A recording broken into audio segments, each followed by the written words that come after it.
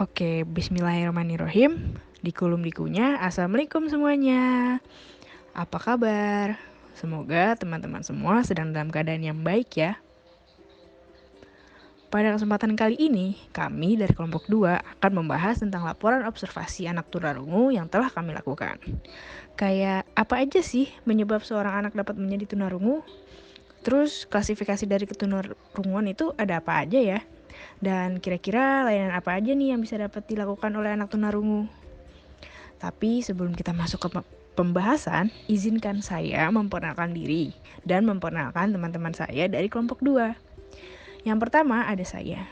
Perkenalkan semuanya, nama saya Anissa Zahra Arasya. Yang kedua ada Husnul Khotimah. Yang ketiga ada Rahmat Nur Zikrianto. Dan yang terakhir ada Rimadani Fauzana Utami. Mungkin gak usah lama-lama lagi kali ya. Yuk teman-teman semuanya, mari kita simak. Baik, jadi saya akan menyebutkan identitas anak yang kami observasi berdasarkan jurnal tersebut. Nama anaknya yaitu dengan inisial RQ, berumur 10 tahun, dengan jenis kelamin laki-laki, dan ia bersekolah di SLB Negeri Semarang. Penyebab RQ mengalami ketunarunguan yaitu disebabkan semenjak dilahirkan, namun baru disadari saat usia 10 bulan. Menurut pemaparan orang tuanya, RQ sulit keluar dari perut ibunya karena posisinya yang salah, sehingga memerlukan alat bantu forceps. Dalam penggunaan forceps ini harus betul-betul paham bagaimana cara memakainya. Orang tua RQ merasa sudah melakukan persalinan di bidan yang memiliki pelayanan baik.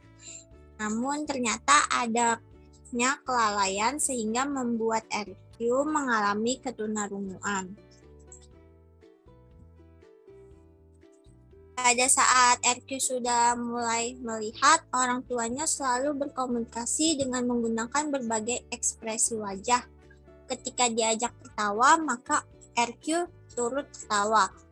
Namun ketika RQ mendengar suara yang keras, seperti jatuhnya barang di dekatnya dan bisingnya knalpot kendaraan motor, RQ tidak ada respon kaget atau menangis ketakutan. Sehingga orang tua RQ merasa khawatir lalu dibawalah ke rumah sakit. Dan ternyata adanya kerusakan dalam telinganya akibat penggunaan alat bantu. Meski anaknya memiliki hambatan dalam pendengaran karena kelalaian pihak medis, orang tua RQ tidak pernah ada niatan untuk menuntut pihak bidan. Karena menurut mereka hal ini terjadi atas kesepakatan antara dua belah pihak agar persalinan tidak lama dan RQ dapat keluar dari perut ibunya. Dan juga dengan menuntut pihak bidan tidak akan membuat RQ menjadi anak normal yang dapat mendengar.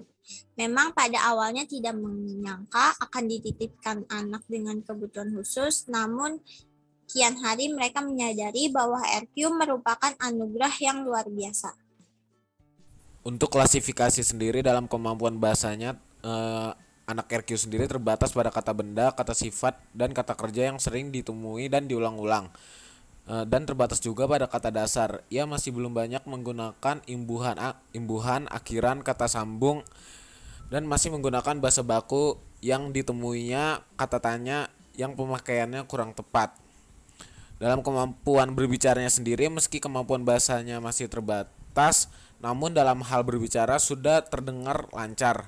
Apalagi banyak anak tunarungu kelompok sangat berat di mana ketika ia berbicara pelafalannya terdengar jelas, tidak terpatah-patah dengan lancar dan mengutarakan tujuannya sehingga lawan bicara dapat mengerti apa yang dikatakan oleh RQ. Ketika ia di rumah lalu terdapat kesulitan dalam berkomunikasi dalam bentuk ujaran lisan, maka ia akan menulis. Namun ketika berada di sekolah dan ia merasa kesulitan berkomunikasi, maka ia menggunakan ujaran disertai dengan gestur atau gerak tubuh. Dalam tingkat daya dengarnya sendiri, RQ merupakan anak tunarungu kelompok 4 dengan rentang ambang 91 sampai 120 desibel sehingga masuk dalam golongan sangat berat. Dan derajat ketunarungannya telinga kiri 90 desibel, telinga kanan 100 desibel. Dalam intervensi yang sudah dilakukan ketika anak terdeteksi tunarungu pada usia 10 bulan, orang tua segera memberikan intervensi dini, di mana saat anak usia 12 bulan atau 1 tahun, amplifikasi yang dilakukan orang tua terhadap subjek adalah memakaikan alat bantu mendengar jenis BTE atau behind the ear. Tadi kan udah dijelasin ya faktor penyebab dari ketunarungannya itu sama klasifikasi yang dialami dari ketunarungannya. Nah, gimana sih layanan pendidikannya? Apalagi RQ ini kan dia termasuk kategori tunarungu berat ya. Terus sekolahnya tuh dia kayak gimana sih? Nah, jadi dia ini RQ ini udah terapi nih di usia 1 tahun. Terus dia juga disekolahin di usia 4 tahun. Nah, dari terapi itu dia tuh bisa nunjukin reaksi ketika dipanggil dengan frekuensi tertentu. Terus upaya yang dilakukan oleh orang tuanya itu adalah memaksimalkan ujaran anak dengan melakukan kerjasama dengan seluruh anggota keluarga untuk membenarkan ujaran anak ketika ditemukan kata yang kurang pas, dan selalu mengupayakan anak untuk membaca bibir lawan bicara saat melakukan komunikasi. Terus RQ ini juga dia nggak ngalamin keluhan pada kondisi fisiknya, mentalnya juga berkembang baik, sikapnya juga tergolong baik, dan merupakan anak yang percaya diri. Dan RQ juga anak yang mudah menyesuaikan diri. Terus RQ ini tuh disekolahkan di SLB Negeri Semarang. Jumlah murid dalam satu kelas itu ada 10 anak yang usianya sama dan materinya juga sama. Kurikulum yang dipakai di kelasnya itu adalah kurikulum yang mengacu pada sekolah umum yang diadaptasi dengan kemampuan masing-masing anak. Nah, pembelajaran pada anak tunarungu di SLB Negeri Semarang itu menggunakan metode maternal reflektif atau MMR. Metode ini tuh merupakan metode satu-satunya digunakan oleh guru di SLB Negeri Semarang untuk anak tunarungu. Metode ini digunakan dari kelas kecil hingga kelas besar, hingga anak-anak tuh benar-benar paham gitu untuk berkomunikasi dengan orang lain. Jadi teman-teman dapat disimpulkan bahwa anak tunarungu merupakan salah satu anak luar biasa dengan gangguan pendengaran yang berdampak buruk pada perkembangannya, terutama kemampuan berbahasanya. Pada kasus RQ sendiri, yang mana merupakan penyandang tunarungu dari masa kelahiran, yang dimana disebabkan oleh alat penjepit atau forceps pada saat proses kelahirannya.